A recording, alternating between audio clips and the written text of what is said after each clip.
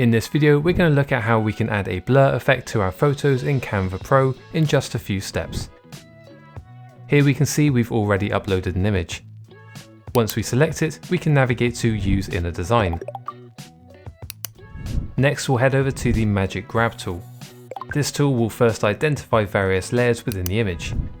Now, while ensuring that the click tool is active, we can manually select the layers of the photo that we'd like to interact with. Let's select the skateboard, the skater, and apparently his glasses. With that done, we can click Grab. The complexity of the layers and the amount that we chose will dictate the speed at which this process completes. We've now successfully separated the subject from the background. Now, to apply the blur effect to the background, we'll first select the background and then click Blur from the Effects panel.